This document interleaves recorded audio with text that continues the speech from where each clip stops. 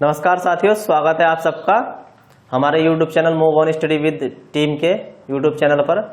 जैसा कि हमारी हिंदी की रेगुलर क्लासेस चल रही थी, तो उसी में मैंने आपको कल बताया था कि अब हम आगे संधि का टॉपिक करेंगे। तो आप हेडिंग डाल लीजिए ज़्यादा समय न गवाते हुए। संधि।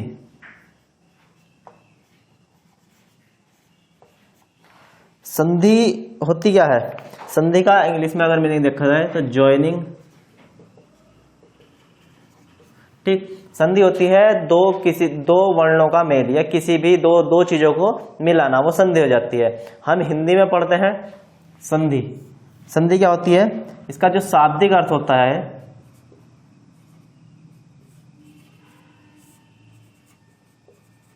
संधि का शाब्दिक अर्थ होता है मेल। मेल यानी कि मिलाना या मिलना।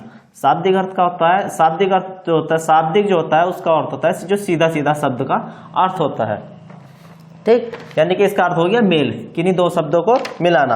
अब छोटी सी संधि की अगर परिभाषा आप लिखना चाहें, संधि की परिभाषा लिख लेंगे। संधि होती क्या है? दो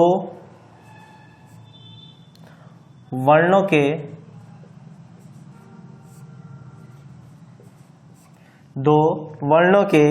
मेल से जो विकार हिंदी में हम विकार जहां भी पढ़ेंगे तो परिवर्तन पढ़ेंगे, यानी कि चेंजेस। विकार या परिवर्तन होता है,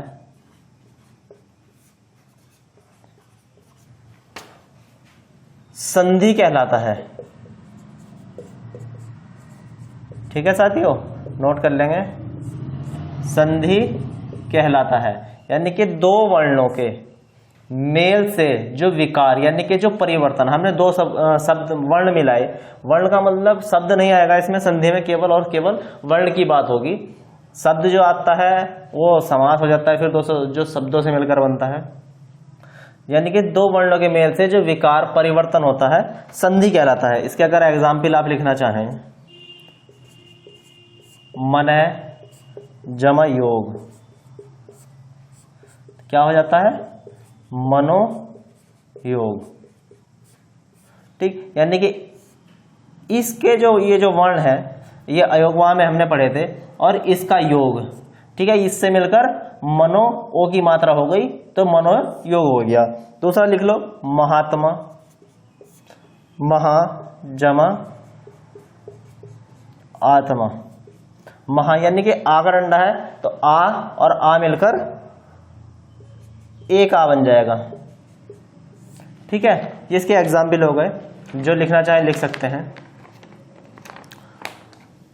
ज्यादा कुछ डिटेल में पढ़ने की जरूरत नहीं है। हमें जो एग्जाम में हमारे आना है, नोट कर लेंगे, जो एग्जाम में आना है वही पढ़ना है। फालतू की चीजें पढ़ने से कोई फायदा नहीं, उससे आप डिमोटिवेट होंगे और कुछ नहीं होगा। बाकी मेरा कुछ नहीं है, मैं आपको पढ़ाने को बहुत कुछ पढ़ा सकता हूँ। बहुत सारी किताबें आती हैं, बहुत है कुछ भी। हिंदी में मैं चाहे तो 1 घंटा लेक्चर दे सकता हूँ खड़ा होकर, लेकिन उसका कोई फायदा नहीं है कि मैं अभी आपको पढ़ाऊँ, आप भी बोर हो जाए पढ़ते पढ़ते। तो ज़्यादा समय ना गवाते हुए हेडिंग डालेंगे, संधि के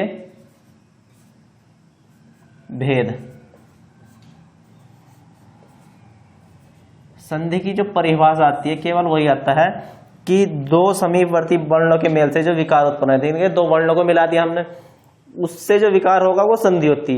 तो केवल और केवल अगर कहीं भी परिभाषा पूछी जाती है, वैसे तो पूछी नहीं जाएगी, आपके ऑब्जेक्टिव टाइप पेपर होता है तो उसमें संधि की परिभाषा तो कभी आती नहीं, लेकिन उसमें बोल देते हैं कि संधि, एक छोटा हेडिंग डाल दिया संधि का है, और उसमें ऑप्शन देते हैं कि दो शब्दों के मेल, दो वर्णों के मेल से, और इनमें से कोई नहीं, या और कुछ भी ऑप्शन दे देंगे। ठीक है, तो ज्यादा और कोई क्वेश्चन उससे बनता नहीं है। संधि के भेद डालेंगे हेडिंग।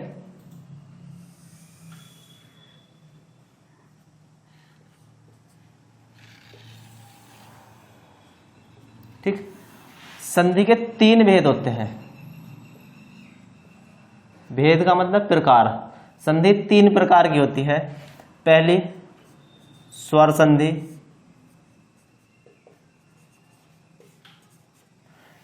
दूसरी व्यंजन संधि, तीसरी हो जाती है आपकी विसर्ग संधि। विसर्ग संधि, देखिए इसे अगर आप वर्णमाला से जोड़ते हैं तो बहुत आसान हो जाता है। स्वर यानी कि वर्णमाला में जो हमने वर्ण पढ़े थे, स्वर पढ़े थे, व्यंजन पढ़े थे और एक अयोगवा पढ़े थे। बाकी सब या तो स्वर के ही अंतर्गत आते हैं या व्यंजन के ही अंतर्गत आते हैं, या तीसरा होता है विसर्ग, यानी कि जो अयोगवा हमने पढ़े थे वो विसर्ग संधि के अंतर्गत आते हैं। ठीक है, अब ज्यादा इसे ना वो करते हुए हेडिंग डाल लेंगे स्वर संधि। स्वर संधि हमारा हेडिंग डाला हुआ है। स्वर संधि के बारे में पता चल जाएगा, जैसे कि आपको नाम से ही पता चल रहा होगा कि स्वर संधि, स्वर क्या होती है, यानी कि हमने कहा था दो वर्णों के मेल से, दो वर्णों के, तो इसमें आ जाएगा दो स्वरों के मेल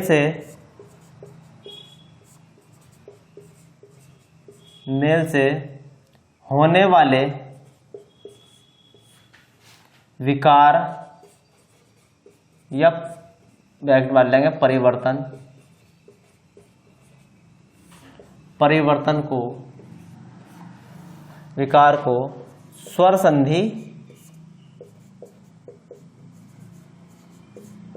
संधि कहते हैं। ठीक है, एक चीज और याद रखना, हिंदी में जैसे हमने कल वर्तनी का टॉपिक पढ़ा था, तो ये छोटी छोटी चीजें होती हैं, कहते हैं यानी कि पॉइंट बिंदा भी लगना है, वो भी हमने लगा दिया। तो ये अगर आप लेखन में इसे प्रयोग करेंगे तो आपको गलतियां होने के चांसेस ऑटोमेटिक हिंदी में कम हो जाएंगे और आपकी वर्तनी भी शुद्ध होती चली जाएगी। ठीक है, अब देखो स्वर यानी कि दो स्वरों, हमने स्वर पढ़े थे, कितने होते हैं 11 या 13, बोलने के आधार पर जो होते हैं वो 11 और लेखन के आधार पर 13, दो अयोगवा भी जुड़ जाते हैं, वो हम पढ़ चुके हैं। ठीक है, स्वर। अब छोटी चीजें यानी कि दो स्वर मिलेंगे, यानी कि स्वर कौन कौन से होते हैं आपके, अगर लिखना चाहिए एग्जाम्पल, स्वर जो होते हैं ए, आ, ई, उ, ठीक है, फिर ए, ओ, और रीरी आ जाएगा। ठीक है, और आपका अंग और अह, इन दोनों का इसमें उपयोग नहीं है स्वर संधि में, यहाँ पर वो विसर्ग संधि के अंतर्गत आएंगे। ठीक है, इन्हीं स्वरों का प्रयोग होगा और जो हम लगभग आपकी 4 से 5 क्लास रहेंगी वो इन्हीं स्वरों के बारे में हम पढ़ेंगे। ठीक है, अब हेडिंग डालिए आगे, स्वर संधि के भेद। स्वर संधि के भेद।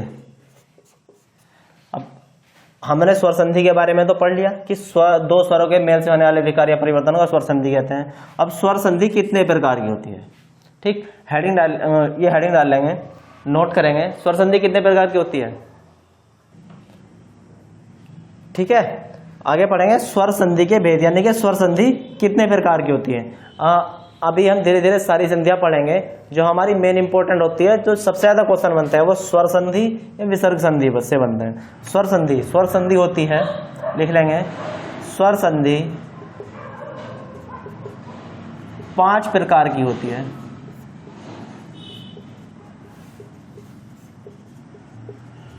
ठीक है, स्वर संधि 5 प्रकार की होती है। नंबर 1 दीर्घ संधि,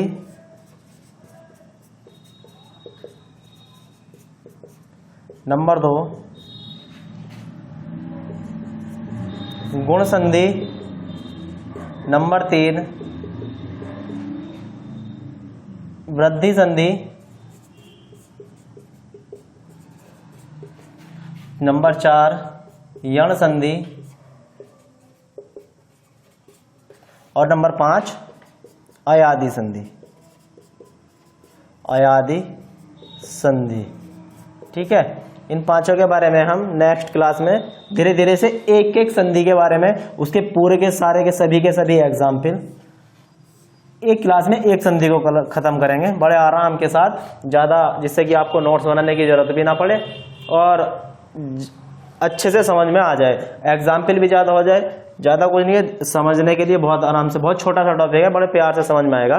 ठीक, और ज़्यादा से ज़्यादा चैनल को सब्सक्राइब कीजिए, शेयर ज़्यादा से ज़्यादा करते रहिए, जिससे कि और भी लोगों को पता चले, हमें भी एनर्जी मिलती रहे। ठीक है, तो आज के लिए इतना ही रखते हैं। धन्यवाद साथियों, फिर मिलते हैं आपसे।